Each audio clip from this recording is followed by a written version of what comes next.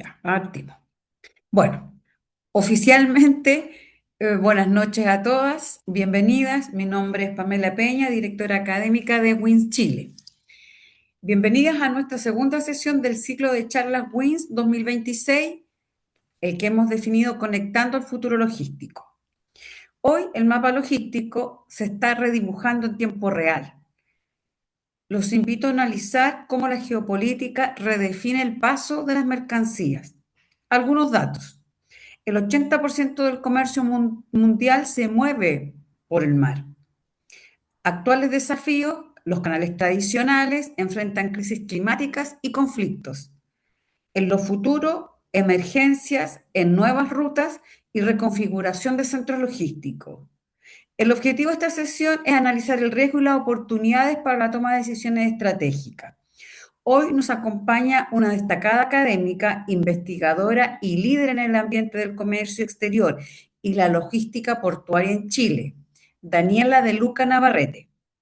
Es administradora de negocios internacionales por la Universidad de Valparaíso, cuenta con un MBA, un magíster en logística y comercio exterior y un diplomado en asuntos marítimos por la CEPAL. Actualmente se desarrolla como directora académica del Centro de Desarrollo Económico Internacional y jefa de carrera en Ingeniería de Negocios Internacionales de la misma casa de estudio en Santiago, con una sólida trayectoria en investigación sobre infraestructura portuaria, brechas logísticas en la costa del Pacífico y competitividad global. Es una activa líder de opinión en el sector. Es directora también de la Asociación de Profesionales en Logística, APLOGA. Y no sé si lo dije bien, si no me corrige después Daniela, y miembro activo de Winsta Chile, impulsando el desarrollo sostenible y el liderazgo femenino en el comercio exterior. Su experiencia le permite conectar con la visión académica, desde la visión académica, con las necesidades reales de las organizaciones, entregándonos una mirada estratégica sobre cómo los cambios geopolíticos están impactando las rutas comerciales, los flujos logísticos y la competitividad en la cadena de suministro. Daniela, muchas gracias por acompañarnos esta noche y compartir tu experiencia con nuestra comunidad. Te damos la bienvenida y dejamos contigo la presentación. Muchas gracias, Pamela. Bueno, muchas gracias a todas y vamos a comenzar. Déjenme primero de nuevo probar aquí para compartir. Denme un segundo. Ya. Coméntenme ahí, porfa, si se ve mi... ¿Sí? Ya. Se Las ve, nuevas rutas Daniela. marítimas.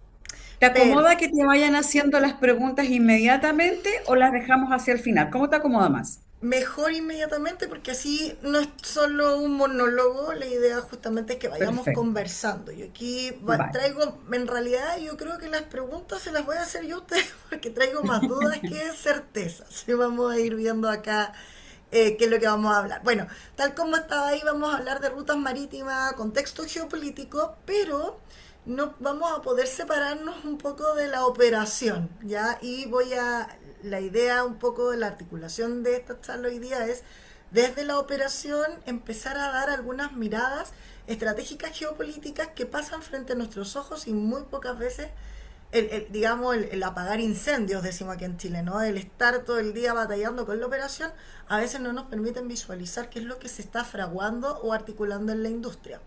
Así que vamos a ver que hoy día tenemos grandes desafíos. Ya, paréntesis, si van a hacer preguntas, abren el micrófono, levantan la mano, como quieran. A mí, de verdad, no me afecta para nada que estemos conversando. Cierro paréntesis. Tenemos hartos desafíos que si hacemos un poquito de historia, yo vengo de la industria marítima prácticamente del 2005, un par de años ahí interactuando, pero cuando yo estudiaba tenía un profesor que, paradójicamente, y en ese tiempo sin IA, sin Google, entonces uno no podía comprobar, pero parece que el caballero tenía razón, nos decía, la industria marítima se basa en ciclos de 10 años. Y eso a mí me quedó marcando ocupado. Y si nos damos cuenta y analizamos el momento en el que navegamos por aguas muy pacíficas en la industria marítima y nos Detenemos, ¿no es cierto?, desde el 2009, crisis subprime, hasta el 2019-2020, aproximadamente 10 años, un poquito más, nos vamos a dar cuenta que navegamos por aguas tranquilas, muy tranquilas, con certeza, sin grandes alteraciones en las rutas, contra tarifas y fletes bastante interesantes para los usuarios del transporte, ¿no es cierto? Me acuerdo que se movían cargas incluso por $1. Entonces, fue la Belle Époque de la industria marítima hasta la pandemia. Pero esto, ojo, parece que estaba destinado a que se cumplieran los 10 años, como decía mi profesor, porque antes de la pandemia comenzó a visualizarse esta guerra comercial, ¿no? En el Trump número uno. Y por lo tanto, también ahí hubiesen habido conflictos importantes, más probables, si no hubiese ocurrido COVID, que nos hubiesen llevado a esto. Y esto es lo que estamos viviendo desde el 2020 aproximadamente, y estamos en el medio de esta ola o de este revoltijo de situaciones. Ya no es COVID, hoy día se llaman conflictos bélicos, ¿no es cierto? O incluso hemos visto como conflictos medioambientales, escasez hídricas, aumento de marejadas, tormentas cada vez más fuertes, y hoy día se habla de un incluso niño Godzilla, afectan a la operación marítima portuaria. Entonces, ¿qué es lo puntual que estamos viviendo hoy día? Rutas alteradas, ¿no? Se bloquea un canal y tenemos cambios de rutas inmediatamente. Tiempos impredecibles. Yo no sé en qué ámbito en particular de la industria marítima están ustedes, pero, o de la industria en general, logística, ¿no? Pero hoy día uno ya no le puede decir al cliente, el buque llega con la carga el 10 de mayo. No, no, no. De hecho, es más, le recomendamos a la gente, oiga, diga 60 días después de la producción o 60 días después de que la máquina terminó de producir la última SKU. Algo así que quede bien etéreo y complejo, difícil de comprobar, porque hoy día es imposible trabajar con una fecha específica en la industria marítima portuaria. ¿Ya? Los costos, ¿para qué hablar? ¿Ya? ¿Para qué hablar? Hoy día de alguna manera podemos visualizar y sabemos, chuta, año nuevo chino, sabemos que hay un par de semanas antes y semanas dentro de la misma festividad, que esos fletes van a estar altísimos, ¿no es cierto? Ahora había otro feriado, la Golden Week, el periodo de las compras tanto de Navidad o Thanksgiving, tanto en el ámbito, por ejemplo, aéreo. Podemos proyectar que en esos periodos van a venir aumentos de tarifas, de los precios de los fletes, ¿no es cierto? Pero no podemos proyectar el cuánto, y hay muchos que no vamos a poder proyectar, que nos hemos estado dando cuenta que cuando nos avisan, no sabemos que cayó un misil en determinado lugar, es muy difícil que podamos decir, esto me va a impactar en un 100% en el costo del flete del buque que está en este minuto navegando a tal parte. ¿Ya? Pero es eso, justamente eso va a ocurrir. Y todo esto va generando a su vez, como hay cambios de itinerarios, como hay cambios de tarifa y como sabemos que van a venir cambios en ciertas épocas, genera congestiones. Entonces hemos visto en los últimos 2 años, sin ir más atrás, el mar de China altamente congestionado, los puertos de las costas este y oeste norteamericana congestionados, hemos visto Callao, sin ir más lejos, congestionado, Panamá, hace un par de semanas, también estaba semanas, meses prácticamente, congestionado. Entonces todo esto genera un atraso y un estrés a las cadenas de suministro globales, cada vez más globales, ¿no es cierto? Y tal como decían al principio, hoy día el mar manda un 80 o un 90% de todo lo que consume el mundo. Y cuando hablo de todo lo que consumo, me refiero al iPhone, no sé, 18, vamos allá, al iPhone 18, como a la soya, que es base alimentaria del Asia, o al trigo, ¿no es cierto? O sea, de lo comillas más suntuoso, hasta desde los autos eléctricos, ¿no es cierto?, de grandes marcas, hasta lo que comemos o con lo que hacemos el pan. Por lo tanto, este dato no es menor, porque siempre lo nombramos como un dato cliché, pero creo que pocas veces nos detenemos en pensar qué significa que el 90% de las mercancías se muevan por mar. Y en esta presentación vamos a ver de qué o cuáles son los riesgos de ese 90%, que lo pudimos percibir apenas, ojo, durante la pandemia. La crisis de transporte de mercancía marítima no fue tan elevada como se pudo haber proyectado, podríamos haber vivido el bloqueo del 90% del consumo mundial. Sí, dicho de esa manera, claramente es muy impactante. ¿Ya? Entonces, en algo estamos claros. El sistema de transporte de carga internacional basado en el mar está estresado. Es una situación que ante cualquier evento vamos a encontrar, y de verdad, y eso lo digo en serio, cualquier evento, si escuchan que cae un misil, si escuchan que hay un huracán, si saben que hay marejadas, partamos agarrándonos la cabeza y pensando, porque eso sin lugar a dudas va a traer algún impacto. Mucha gente me preguntaba cuando empezó a ocurrir el conflicto bélico, ¿no es cierto?, por ahí que afecta principalmente al canal de Hormuz. Dije, pero si esa ruta no es lo que llega o sale, no se mueven cargas que vayan o vengan desde Asia o desde Chile, ¿no es cierto? O la costa pacífica completa. ¿Por qué nos va a afectar? Bueno, nos afectó. Nos afectó con movimientos de tarifa y ya les voy a explicar bien por qué. Esta imagen, esta situación, ¿no? La del famoso, se me olvidó el nombre, el Ever Given, creo que es una imagen icónica. No me voy a tener el hecho en particular porque creo que todos lo vimos y sabemos su impacto. Pero esta imagen es la que le permitió al mundo, no solamente a las personas que están en el ámbito logístico, entender que esta cosa es frágil. Que basta un buquecito, claro, no un buquecito, un poquito grande, ¿no? Pero atravesado, literal, en un canal cuyas dimensiones son paupérrimas para este tipo de naves, ¿ya?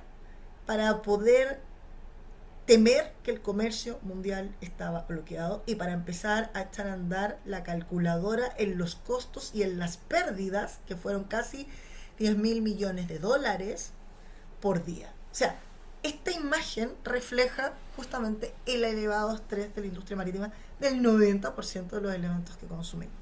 No es menor, ¿ya? Y bueno, después de Suez empezaron a aparecer otras instancias como Hormuz, que es el que hoy día principalmente hablamos, y Panamá, que también estuvo ahí en las noticias, pero productos medioambientales particularmente. Entonces, este estrés produce varios impactos. El primer impacto que produce y que sin lugar a dudas afecta a la visualización de las rutas navieras son rutas más largas, ¿ya? El motivo es básico, ¿no? A medida que tengo bloqueos de rutas tradicionales que están hechas para bypassear tiempo, o mejor dicho, para ahorrar tiempo y hacer de este modelo de transporte uno de los más eficientes, hoy día lo que tengo son rutas más extensas, ¿ya? Y las rutas más extensas traen un problema lógico, ¿no? Que es una complejidad de las cadenas de suministro, no llegan los productos a tiempo, se estresa la producción, pensamos en los procesos de almacenamiento, ¿no es cierto? 2 años, 2 años después de la pandemia, al menos en Chile, los centros de distribución estuvieron llenos. Es más, en Chile hoy día por donde ustedes pasan, están construyendo un nuevo centro de distribución. Terreno que hay es para un centro de distribución. Eso me da un olfato, ¿no? Esa es una señal de un algo. ¿Ya? No quiero decir que nos estamos preparando a los zombies, que es algo que está de moda junto con el mundial en este minuto, para abastecernos y acopiarnos, no. Pero sí me empieza a mostrar las señales que nos está dando la industria. ¿Ya? Y una de las señales era la señal o la receta que nos daba la abuelita, ¿no? Guardemos, por si acaso. Para las vacas flacas decían que nos aludían a elementos más bíblicos, ¿no es cierto? Bueno, estas rutas largas no solamente afectan en el concepto del guardar, ¿ya? Ese es el impacto inmediato, pero estas rutas más largas tienen un impacto oculto, que nosotros como usuarios, como exportadores e importadores, no los vemos, pero sí tenemos que entender, esta ruta más larga afecta más allá que las cadenas de suministro y ya al término de la presentación vamos a ver cómo nos afecta, ¿ya? Hoy día entonces, desde el ámbito de los canales, tenemos 5 canales estratégicos que de hecho los 5 están complejos. ¿Ya? Ahí ya nos hace pensar que esta imagen, hoy día, con IA, que ven acá, ya algunas personas están pensando en decirnos que está desactualizada. ¿Ya? Panamá, con problemas hídricos importantes que lo afectaron en el año pasado en abril en particular, y se ha vuelto a escuchar, ¿no es cierto?, que ante cualquier necesidad o problema hídrico vamos a tener que generar problemas, o sea, vamos a tener, perdón, que visualizar cómo pasamos por este canal. ¿Ya?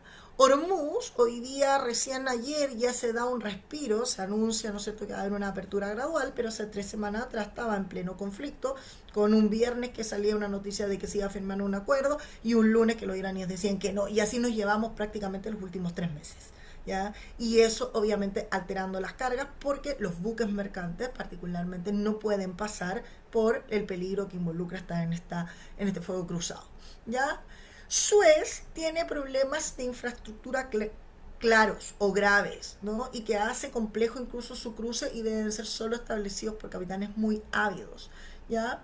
Y tenemos, ¿no es cierto?, Malaca principalmente, aquí la imagen se ve muy mal, pero que está ubicada principalmente en el mar de China, que hoy día Malaca no presenta problemas, pero si analizamos y pensamos en algún minuto, si es que, ojo, este es un si es que el mundo se vuelve a poner con esta mirada bipolar y es u Occidente u Oriente, está complejo también ahí. ¿Ya? Entonces, hoy día el mundo, desde las relaciones internacionales, desde lo que están diciendo los líderes, nos dan señales claras. Llegó la primera pregunta. ¿Qué es lo que el señor Trump le reclamaba a los canadienses? ¿Qué territorio? A ver, ya estaba viendo noticias.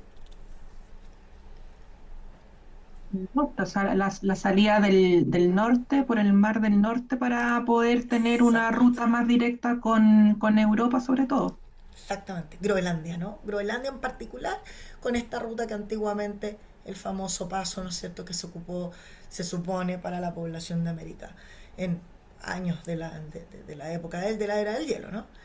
Exactamente. Yo tuve la oportunidad de estar el 2015 en un coloquio en Palmas de Gran Canaria, en España, y había cuatro investigadores rusos que hablaban muy bien español. ¿Eh?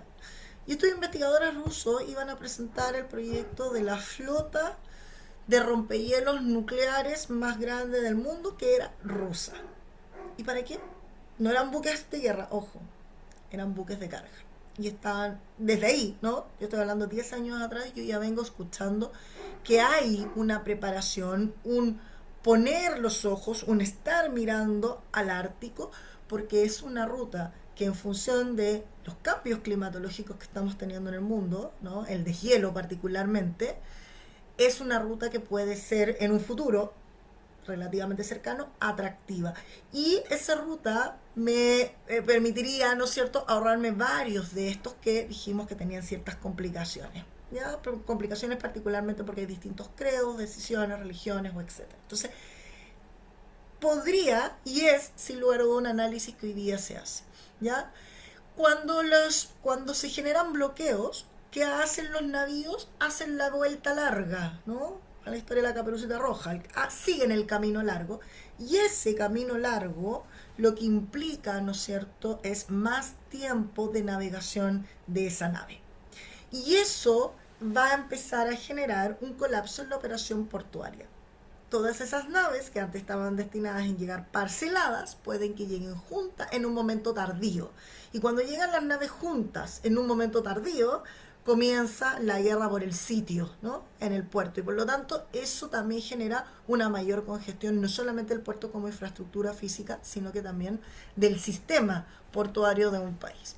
¿Ya? El primer impacto que vemos cuando ocurre esto, cuando hay bloqueos, cuando hay cierres de puerto, etcétera, es un cambio en las tarifas. Ya ahí está una información relativamente actualizada en el que habla de cómo ha venido afectando este problema en Hormuz a las tarifas, particularmente en ciertas rutas. ¿Ya? Y hay otras que sin lugar a dudas también habían bajado, pero se hablaba en el análisis que estaban bajando. Las tarifas tienden a bajar para luego pegarse, ¿no es cierto?, un alza aún mayor. Pero ese es el único impacto. No, no es el único. Las tarifas del flete que están siendo monitoreadas por instituciones internacionales como Drewry, como Alpha Niner, por contar algunas, ¿no es cierto?, son constantemente analizadas. No es el impacto directo. Me atrevería a decir que el de las tarifas es el que sabemos que va a venir. De hecho, muchas personas cuando hablan, por ejemplo, de exportar bajo ciertos Incoterms, hoy día incluso el consejo es, oye, agarra tú el flete porque tú sabes el valor del flete. Del resto, nadie sabe. ¿Y cuáles son el resto? Algunos extras. Por ejemplo, hoy día muchos puertos que reciben estas altas congestiones han establecido lo que son los peak season, ¿no? Que es una tarifa por congestión para, comillas, descongestionar el puerto. Si es el único puerto al que llegas y considera que usted como usuario no escoge el puerto, ¿no? ¿Qué exportador o importador elige el puerto al que llega? Nadie. Nadie, la naviera es el que lo articula, ¿no es cierto? Entonces, si usted no escoge el puerto y le van a cobrar un peak season para descongestionar un puerto que no puede descongestionar porque usted no tomó esa decisión, bueno, es lo que hay, ¿no es cierto? Peak season, black sailing, que son estrategias muy interesantes, vamos a revisar de hecho un black sailing, y recargos. Y cuando digo el término recargos, a mí me da inmediatamente escalofrío, porque en el mundo de los recargos existe de todo, habido y por haber. ¿Ya? Entonces, son bolsas que no sabemos cómo impactan, pero sí al menos en los últimos tiempos, y la mejor universidad fue la pandemia, podemos ir visualizando qué efectos van teniendo en el ámbito tarifario, ¿ya? Que no son directamente cambios que se van generando en la tarifa del flete. En la pandemia tuvimos una tarifa de flete muy alta, pero además extras, que si yo sé que si los nombro a alguien le va a dar un cólico, o más de alguien le va a dar un cólico, como el caso, ¿no es cierto?, del de Murrats o el de Tello, ¿no? Lo sufrimos. Y de hecho los conocíamos, pero nunca supimos lo que se entendía, lo que eran, y no sabíamos si se cobraban desde que el buque llegaba, desde que de la carga estaba en el gancho, desde que entregaba el tarro. O sea, y si de Murra y de Dentro son lo mismo, ¿no es cierto? Empezamos a entrar en esa dinámica porque estos subían y subían y subían en dólares más el 400% del alza del flete. Entonces, ese tipo de cosas, como esos gastos que están ocultos, entre comillas, son algunos de los que se empiezan a afectar. Y condiciones, ¿ya? Entonces, tenemos súper claro que el sistema es frágil, no solamente producto de los canales, sino que también de las articulaciones de las rutas, pero seguimos, ¿no es cierto?, sabiendo que hay un 90% de carga que depende de esta fragilidad y, por supuesto, que complica a toda la operación. La presentación habría llegado hasta acá, habría hablado 20 minutos. ¿Hay más temas complejos? Si la respuesta hubiese sido no. Por suerte, porque me dijeron a los 45 minutos y que había más temas complejos, ¿ya? Y sí, hay más temas complejos. Y este es un tema, ojo, porque yo les dije que iba a hablar de operaciones y de geopolítica a la vez, ¿ya? Este es un gráfico tan, comillas, voy a ocupar un término feo, ¿eh? Ojo. Este es un gráfico tan manoseado, ¿no? O tan, quiere decir muy utilizado, como el del 90%. Todo el mundo sabe que la naviera más grande del mundo es MSC y que le sigue Maersk y que de repente una sube, otra baja, ¿no es cierto? Esos son datos súper conocidos. Pero juntemos la información. Miren, 5 de las navieras más grandes del mundo, MSC, Maersk, CMA, CGM, COSCO, Hapag, mueven el 50% del 90% de la carga mundial. Eso, queridas amigas, no es solamente operaciones, eso es geopolítico. ¿Ya?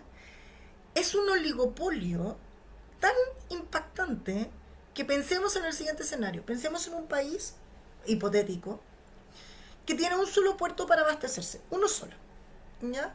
No hay más, un solo puerto comercial para abastecerse. Y pensemos que MSC, por ABC motivo, porque tuvo un conflicto en el Tribunal de la Libre Competencia en ese país, puede ocurrir con alguno de los consorcios que llegaba a esas costas, o porque simplemente dejó de interesarle, no pasó más.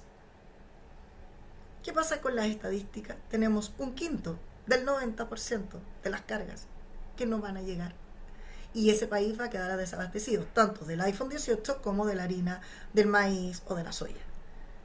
Entonces, esos datos, que vuelvo a decir una palabra fea, son manoseados, son impactantes cuando comenzamos a ver en la articulación de rutas. Y aquí de nuevo se nos va a caer un telón encima. Pensamos que nosotros como países, ¿no?, como puertos, podemos estar dentro de las rutas internacionales y no.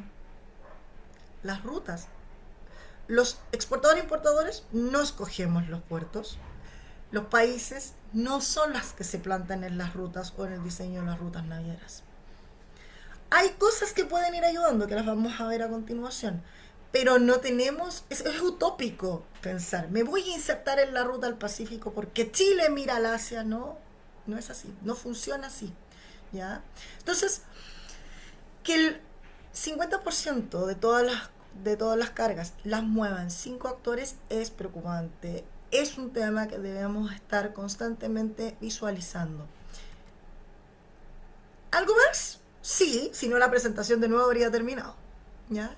Y aquí viene un dato que no es menor, que así como hasta hace un rato no mirábamos los servicios, porque el dato que está acá, esto es, chicas, estemos siempre mirando los servicios los servicios navieros, los que se suman, los que se quitan, cómo están constituidos, cuáles son los consorcios, qué navieras llegan juntas, eso es más importante que el cambio de tarifa en los servicios. ¿Eh?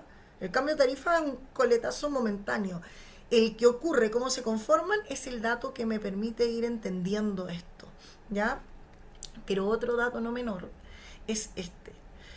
Si ustedes miran las inversiones en puertos, terminales, las inversiones en trenes, las inversiones en camiones, las inversiones en extraportuarios, terminales, depósitos y logística, es decir, aguas afuera, tierras adentro, hoy día es la naviera. Entonces este es como, no sé si alguna vez cantaron la canción de la chivita que iba sumando actores, ¿ya? Acá es lo mismo. Piensen, el 90% de las cargas mundiales se mueven por mar, que está dominada prácticamente por 5, ya pongamos 10, sea un poquito más de repartija, por 10 actores internacionales que gestionan todos los puertos. Puertos, terminales, camiones, trenes, logística, and the world. Entonces, ahí, pero usted, señora, no iba a hablar de rutas. Bueno, ahí está el punto. Ahí nace el tema de los servicios. Ahí está lo que un poco yo les comentaba. El servicio no nace porque somos un país lindo que miramos a la costa, porque somos simpáticos y sonreímos siempre. ¿Ya? Nace porque es un lugar que están dadas las condiciones para que se genere una inversión a gran escala. Ejemplo, Chancay. Por eso aparece en una ruta. 20 días de Chancay a Chancay, sí, por supuesto, pero esa es la respuesta después para el eslogan, de hecho. ¿Ya? Entonces, esa articulación es la que importa. Partamos viendo quién es APM Terminal, quién es Costco, cómo está compuesto DP World, y se van a ir dando cuenta de que efectivamente la ruta está articulada desde el camión hasta el puerto de destino. Esto puede significar cosas buenas, ¿ah? Aquí no voy a dar, quiero que me sigan invitando a todos lados, así que no voy a decir que es bueno ni es malo.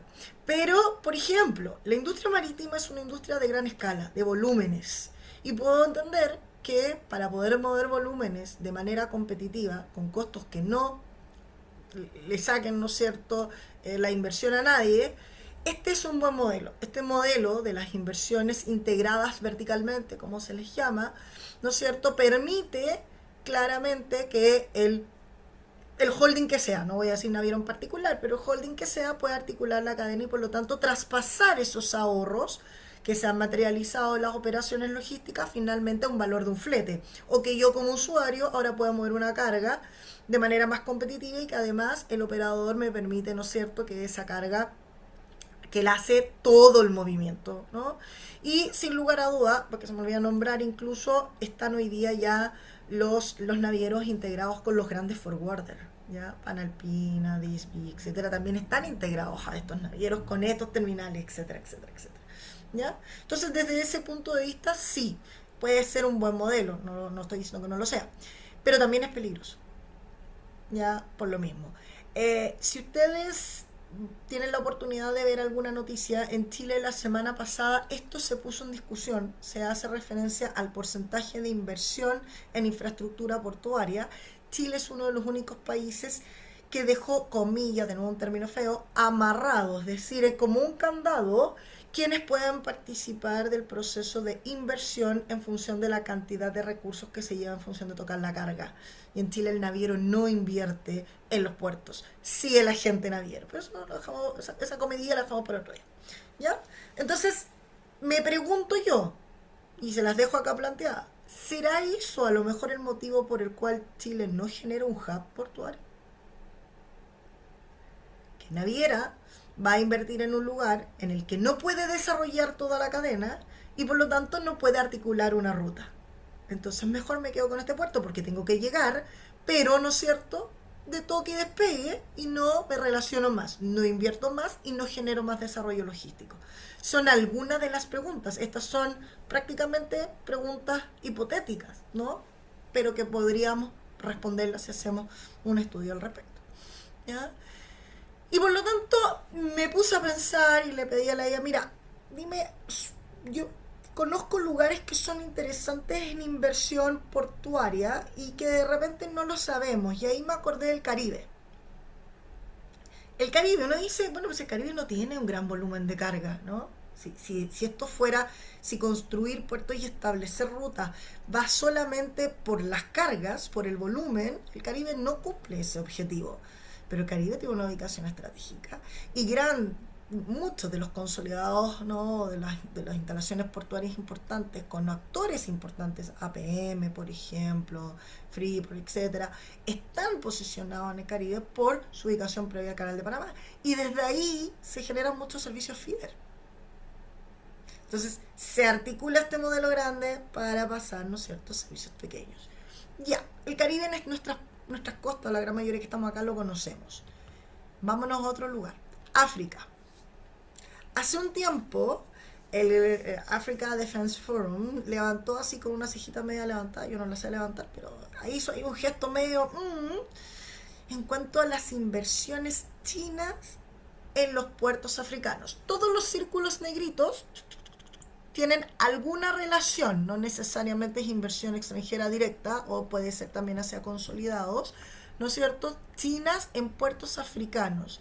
Y de nuevo, si empezamos a preguntar cuáles serán las cargas, podemos pensar, África tiene serios problemas también de abastecimiento, sobre todo alimentario, entonces, ¿por qué? ¿Qué sacamos de acá? ¿Qué obtenemos? ¿Cuál es la importancia? Bueno, la importancia se llama minería, la importancia se llama energía renovable. Tierras raras, energías renovables y por ahí va. Y estas inversiones no son de hoy, ¿eh? Este documento es del 2025, pero ojo, para poder tener esa cantidad de circulitos negros, esto no es hoy día. ¿Ya? Entonces, de nuevo, alguien me dice, pero entonces vamos a ver rutas portuarias más importantes que pasen por el África en un tiempo. Lo más probable. Ese es un indicador. ¿Dónde se están construyendo los puertos? Es lo que me permite visualizar, o dónde se están haciendo las inversiones en desarrollo portuario, es lo que me permite hoy día visualizar cuáles van a ser las rutas. ¿Ya? Lo otro interesante, por ejemplo, África hace un tiempo también está hablando de infraestructura logística interna, ¿ya? Entendiendo toda la situación social y de desarrollo que tiene África. Pero a mí me sorprendió mucho cuando en ese mismo congreso donde conocí a los rusos, conocí a un profesor africano cuyo proyecto de investigación era el desarrollo de corredores bioceánicos en África. Yo decía, pero, a ver, pero ¿cómo? Hay inversión interesante desde el punto de vista de desarrollo de aquello, y hoy día la generación de energía renovable solar me cayó un cuadro. Bueno, nos ha generado, ¿no es cierto?, poner el foco en estos lugares, así como por ejemplo en Chile, en la zona norte y en el extremo sur. ¿Ya? Y acá tenemos, este también es un texto del 2020, les dejo ahí, yo después le voy a pasar a las chicas la voy a bajar en PDF y se las voy a dejar para que ahí tengan acceso. Esta es una de las tantas, la inversión en infraestructuras portuarias en América Latina. América Latina hoy día es bastante atractivo por varias cosas, si los únicos que no nos creemos el cuento somos nosotros, pero por varias cosas. Primero, de nuevo, Brasil, Uruguay, Paraguay, graneles son un foco importantísimo de abastecimiento alimentario a población asiática que crece, ¿ya? Y por lo tanto eso es estratégico nuevamente. Pero luego tenemos vaca muerta en Argentina, desarrollo de, que es particularmente petróleo, combustible, minería en general. Luego tenemos el desarrollo del norte de Chile con energía renovable, particularmente solar, y en el sur eólica, y en el sur tenemos otras particularidades más, ya. Colombia, Ecuador también tienen instalaciones agroalimentarias bastante interesantes. De hecho, la cadena, el Plan Logístico Nacional Colombiano, que es de manual, es maravilloso, está en función de su infraestructura, de su canasta agroexportadora. ¿Ya? Entonces, todo eso es interesante, pero seguimos con la mirada muy 1990, canasta exportadora básica, ¿no? De extractiva. Pero además nosotros tenemos muchas particularidades. Miramos al Pacífico, estamos en zonas libres de conflictos bélicos importantes, somos puntos atractivos de abastecimiento, pero también de generación de o retiro de combustibles. Por lo tanto, empezar a posicionarse en los puertos del Pacífico, latinoamericano o Latinoamérica en general, no es una mala idea hoy día. Y por eso estamos viendo, ¿no es cierto? Bueno, no me voy a meter al tema militar. Y por eso estamos viendo estos pseudos conflictos donde tenemos instalaciones, Pozorja, Chancay, San Antonio, que son instalaciones que se están considerando Callao todos los días y salen a la noticia en función de cómo, cuándo y cómo se construye. Donde estén, ténganlo por seguro que nos van a dar una ruta interesante y eso es lo que tenemos que estar visualizando. Entonces, todo esto genera un efecto dominó. Pero entendemos cuál es el efecto dominó, de repente es más fácil verlo con un ejemplo. Vamos a trabajar solo un ejemplo de efecto dominó y de nuevo nos vamos a ir a operaciones, no nos vamos a ir a geopolítica. ¿Ya? ¿Cuál es el negocio de la compañía naviera? A ver, pensemos en una naviera de carga de línea regular, de contenedorizados. ¿Cuál es el negocio? Es que no me hacen las preguntas ustedes, las hago yo.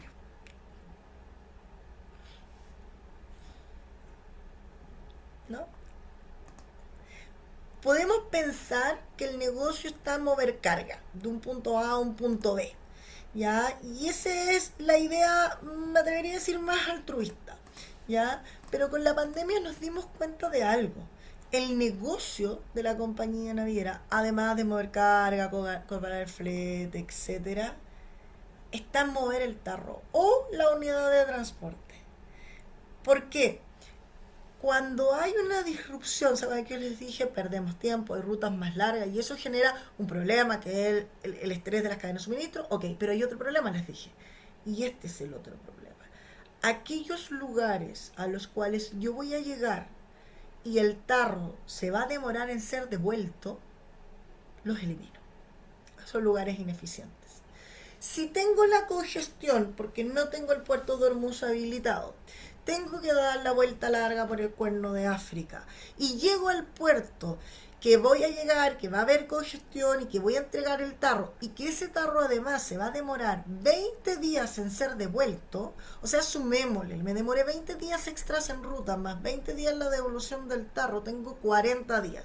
El naviero dice lo siguiente: esta unidad de carga en 40 días yo la puedo tener entre China y Estados Unidos moviendo carga ida y vuelta, saque 5 fletes. Y eso es lo que pasó en la pandemia. En la pandemia no me subieron de $2.000 a 14.000 solo porque dio la gana, fue porque se calculó. ¿Cuántos fletes pierdo entre llegar a Latinoamérica y que, perdónenme, pero la ineficiencia en Latinoamérica haga que el tarro me lo entreguen tarde porque hay un San Antonio congestionado, un Callao congestionado, un Panamá sin agua, ¿no? Entonces, eso fue subiendo en contabilidad, porque el negocio no fue cobrar el flete, fue devuélvame rápido mi unidad de carga para poder seguir sacando y obteniendo mi negocio, que es generando fletes. ¿Ya? Entonces, ya tenemos varias claves, ¿no? La integración vertical, los actores dentro de las instalaciones portuarias, la conformación de rutas, perdón, y ahora más encima, las operaciones terrestres y logísticas en los países deben ser eficientes, muy eficientes. Y con eso yo tengo mi ruta ideal. Hace un rato, antes de conversar, hablábamos justamente sobre algún puerto que no se veía que tenía mucha interacción hacia atrás, sino que solamente la operación frente al mar, y eso es porque ese puerto está pensado como un hub de recepción de carga para luego expiar rápidamente las naves. No está pensada desde sus hinterland, ¿no? Desde el área de influencia del puerto hacia atrás, que eso hacen los puertos comillas pequeñitos. porque son los que buscan ser eficientes en el abastecimiento local y no en el reabastecimiento hacia otras costas. ¿Ya? Todas estas gestiones u operaciones nos empiezan a dar luces de cómo se conforman estas rutas. Por eso yo hoy día no les voy a responder cuál va a ser la nueva ruta, ¿no? Solamente les estoy dando cuáles son las señales que tenemos que ver, porque al menos ese profesor que me explicaba a mí sabía que eran 10 años. Yo todavía no sé qué va a pasar, ¿no?, con las nuevas rutas. Y acá tenemos algunos ejemplos, que era lo que yo les decía, ¿ya? Eh, Esto pasó previo y durante la pandemia. La visualización de los servicios. Ya sacaron servicios, pusieron servicios. Cuando esos servicios se eliminan, eso debe darnos un danger importante. Si un servicio se elimina, automáticamente en un servicio no va una naviera. Ya nosotros en nuestra costa, acá, costa oeste sudamericana, para que ustedes sepan, tenemos servicios que van 7 navieras. ¿Ya? Si sacan un servicio, no dejé, pensemos una naviera o una importadora exportadora, así, pensemos así. Si sacan un servicio, no dejo una persona sin carga, dejo a 7. ¿No es cierto? Entonces, esa señal que se da bastante más común de lo que uno piensa es nuestro laboratorio ideal para poder analizar qué está ocurriendo. Y en la pandemia fue prácticamente de película.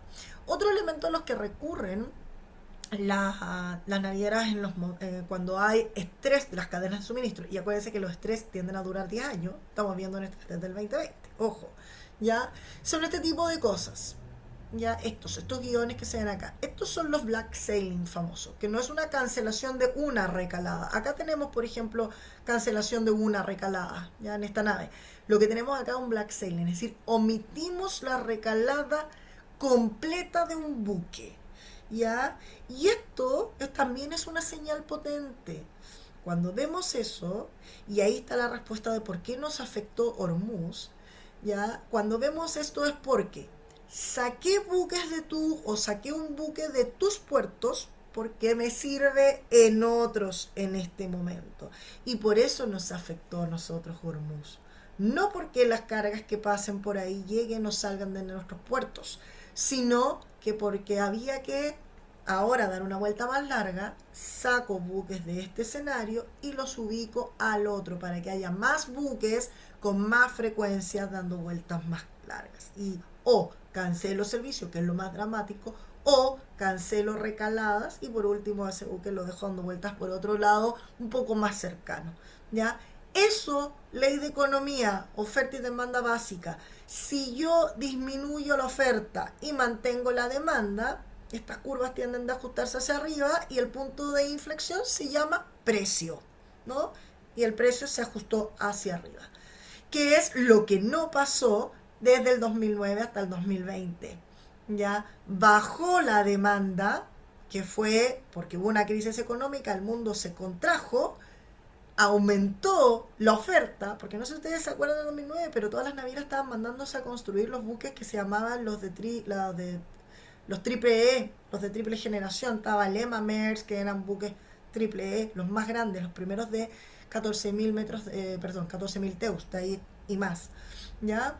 Entonces teníamos hartos buques y se deprimió la demanda y por lo tanto la curva se fue hacia abajo y el precio bajó mucho. Ya, voy a ver por mientras, que hay una pregunta, a ver si la puedo responder al tiro, parece. Ah, ya, perfecto. Puedo cobrar igual, para que no se lo ahorren, no se preocupen. Eh, entonces, la reacción es un cambio en la ruta. ¿Ya?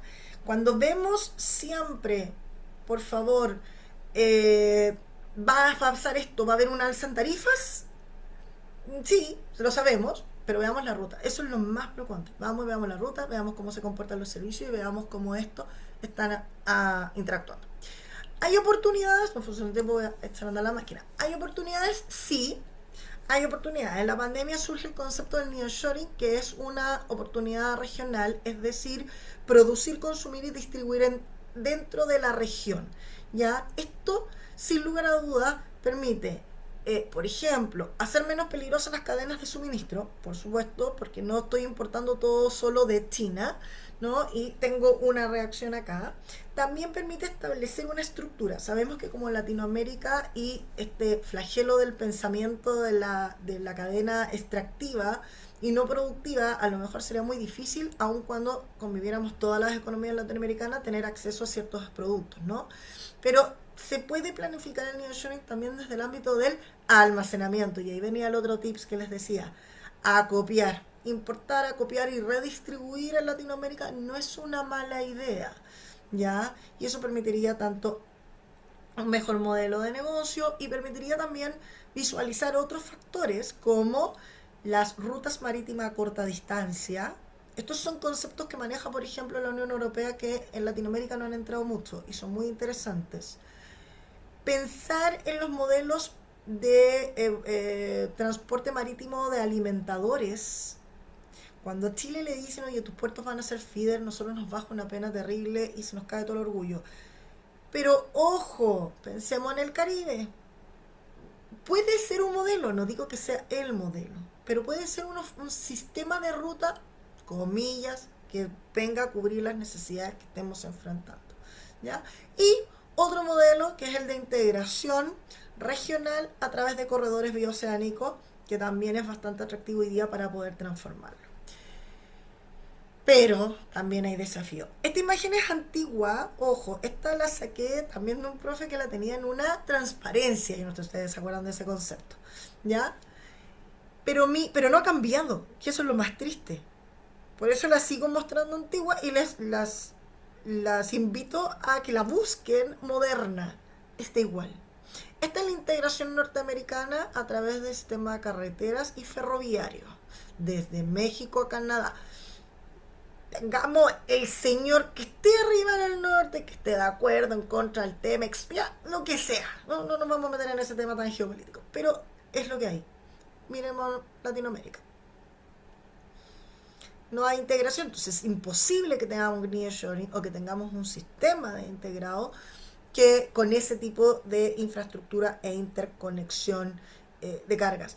Los puertos de acá son súper estratégicos porque miran al Pacífico en menos tiempo, a diferencia de los puertos de acá. Pero ¿cómo llega la carga de aquí hasta el Pacífico, hasta la costa, no sé, todo este? Entonces, es necesario también pensar en estrategias para poder transformarnos en rutas atractivas, ¿ya? Y ya terminando, sí hay diseños y modelos de nuevas rutas. Claramente una ruta que hoy día se habla es la ruta del Ártico. ¿Ya? No podemos olvidar la ruta del Ártico. Esto es algo que sí o sí ya está pensando. Cuando el señor Trump le pide a Canadá Groenlandia, lo está haciendo pensando en esto, tanto desde el punto de vista militar, pero también desde el punto de vista de la carga. Acá te ahorras tiempo, costo. Claro, necesitas tener hoy día una infraestructura de buque distinta, pero con el calentamiento global no sabemos por cuánto tiempo va a ser esa la barrera de entrada, ¿no es cierto?, a este tipo de ruta. Y otra ruta que no es menos importante es la ruta antártica, ¿ya? Hoy día, o pasando por el estrecho, en el caso sudamericano, por el estrecho Magallanes, hoy día hay muchos desafíos desde la zona sur de Argentina y Chile, particularmente la Patagonia, ¿ya? Primero, es una zona rica en el diseño de combustible eólico y mareomotriz. Segundo, es una zona rica en desarrollo de tierras raras y minerías. Tercero, es una ruta que sí o sí va a tener que ser verde. La ruta por la zona cercana a la Antártica no puede ser contaminante. Y ahí está la carrera por el cambio de los combustibles, ¿ya? Eso está, comillas, por el convenio antártico más que establecido. O sea, ningún buque, por muy naviera number one que esté, va a poder transitar si no tiene un modelo de propulsión que sea limpio. Y ahí entonces la carrera, dentro de otros elementos también, obviamente por este cambio en los biocombustibles. El Pacífico es fundamental. Hoy libre de conflictos bélicos importantes, hoy con una costa limpia y con posibilidad de conectarse no solamente al Asia, no solamente es importante mirando al Asia, que dicho sea paso, como región, olvidémonos solo de China, miremos por ejemplo a lo mejor se los dijo Andrea la semana pasada, pero miremos Vietnam, Singapur. ¿Qué está pasando con estos países? ¿Cómo ellos también han ido articulando sus instalaciones logísticas y se han ido integrando? Porque allí también hay un desafío importante de conectividad. Y un detalle, ¿cuántas rutas directas tenemos a Australia marítima? Estamos al frente. ¿Tenemos ruta directa a Australia? De 70 a 90 días me demora a Australia porque no tengo ruta directa. Claro, porque no tengo carga. Pero ya sabemos que no es el único elemento. De hecho, el huevo o la gallina, ¿no? La carga puede llegar después. ¿Ya? Bien, creo que cumplí justo con el tiempo. Les dejo ahí mis datos, cualquier duda o consulta, y les voy a pasar también la presentación para que tengan acceso a los enlaces de la información. Y bueno, dudas o consultas también las podamos responder ahora en función de las que estén disponibles. Así que muchas gracias, chicas. ¿Alguien quiere hacer alguna pregunta, alguna duda, algún comentario, alguna observación? Isabel dice, maravillosa explicación. Por ahí también algo dijo que se había ahorrado el módulo COMEX con esta charla. Sí, tremenda presentación, Dani, así que súper agradecida de que te tomaras este tiempo para WINS y para toda nuestra red. Yo tengo una pregunta. Tiene que ver hace un par de años vimos que todas estas grandes navieras se comenzaron a fusionar y ya pasaron a ser hiper mega poderosas. Desde la perspectiva de cómo nos podemos ver desprotegidos, ¿qué organismo mundial o etcétera existe para poder, entre comillas, controlar un poquito a estas megas navieras? Porque hoy día el poder está en las aguas, o sea, tenemos el 90% del comercio que pasa por mar y efectivamente esto ya se sabe, ellos ya lo han leído, se han integrado verticalmente. Hoy día absorbieron prácticamente todo, te ofrecen hasta la mercadería con el transporte incluido prácticamente en la puerta de tu casa. Entonces, el poder es inmenso, la negociación que uno puede hacer es prácticamente nula cuando es cliente es pequeño. Entonces, es como un desamparo que existe frente a competidores o más pequeños. Entonces, ¿existe algún organismo que los regule en algún sentido?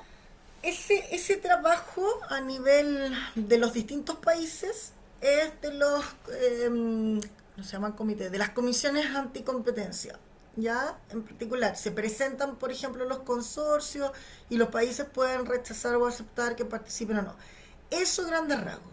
Hay un organismo que no es mundial, no es como una corte internacional, porque eso no lo hay, que es un modelo muy, a mí me encanta. Y la otra vez que un abogado me preguntaba por qué en Chile no se daba, me decía, bueno, todavía no es tan necesario, pero si el modelo es muy interesante, se llama el FMC, ¿lo han visto? El Federal Maritime Commission parece que se llama, es de los Estados Unidos. Es uno de los únicos, déjenme, lo voy a buscar para que tengan ahí la referencia misma. Es un organismo que está creado justamente para frenar, podría decir, el Federal Maritime Commissions, ¿ya? Está justamente destinado a poder frenar, ahí está, poder frenar las operaciones, podríamos decir, abusivas de los actores de la industria marítima en particular, porque no solamente es naviero, también están los NBOCC, ¿no? Que también reconocidos en algunos casos como forward con ciertas características. Este es un organismo que de verdad, si pudiéramos como costa o como región organizarnos y tener un Federal Maritime Commission en Latinoamérica sería maravilloso, porque permite justamente frenar. Y aquí además encontramos, por ejemplo, hay casos resueltos. eh, Aquí en las Database of Publication hay mucha información referente a datos de cómo se han frenado algunos podríamos decir, mal uso de operaciones marítimas en las costas norteamericanas.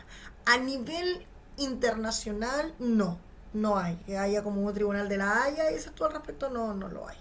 Y a nivel local, solo los elementos asociados a la libre competencia. Gracias por la respuesta.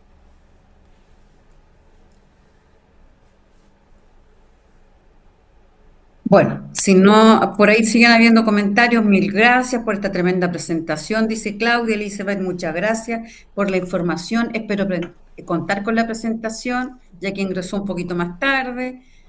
Todos me encantó, muchas flores para ti, Daniela, la verdad que ha sido un gusto escucharte. Y bueno, querida comunidad Wins, ha sido un verdadero privilegio moderar esta segunda sesión de ciclo. Agradecemos profundamente a Daniela por todo su tiempo, por la riqueza de su exposición, por por la fluidez con que también la llevó y la hizo muy entretenida además. Y por el entusiasmo de todos los que se mantuvieron conectadas, a pesar de los partidos que hay por ahí, que ya sé que algunas que están listas para ir a ver el partido, espacios como este fortalecen nuestra industria y abren caminos para las nuevas generaciones. Les deseo un maravilloso resto de la semana, sigan conectándose con nosotros, nos queda la tercera sesión la próxima semana y nos estaremos encontrando nuevamente en un nuevo webinar. Hasta luego y un fuerte abrazo y saludo para todas. Buenas noches, que estén Chao, bien. Buenas que estén noches. Chao. bien. Buenas Chao. noches. Buenas noches. Chao, que estén Buenas bien. noches.